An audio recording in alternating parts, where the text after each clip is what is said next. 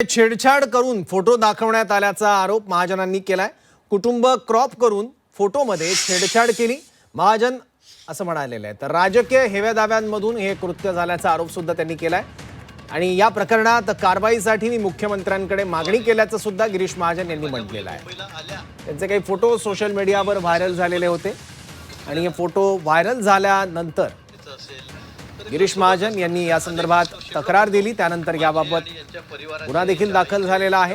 हे photo morph केल्याचा आरोप त्यानंतर गिरीश महाजनांनी केला। माझ्या मुलीच्या मुलाला खेळवताना या ठिकाणी दिसते, फोटोवर दिसते। आजूबाजूला माझ्या मुली आहे, कुटुंबीय आहे, तिचे कुटुंबीय आहेत, पण ते क्रॉप करून त्याच्यामध्ये छेडछाड करून ते कापून फक्त आमच्या दोघांचाच फोटो त्या ठिकाणी दाखवलेला आहे। हे राजकीय हेव्यादाव्यातून काही मंडळींनी हा फोटो या ठिकाणी दाखवलेला आहे आणि हे दाखवणारे आपल्याला माहित आहे पुढे पसरवत आहेत आणि ते सिद्ध होत आहे। म्हणून मला वाटतं की यांच्यावर सुद्धा कारवाई करावी अशी मागणी मी माननीय मुख्यमंत्री महोदयाकडे केली।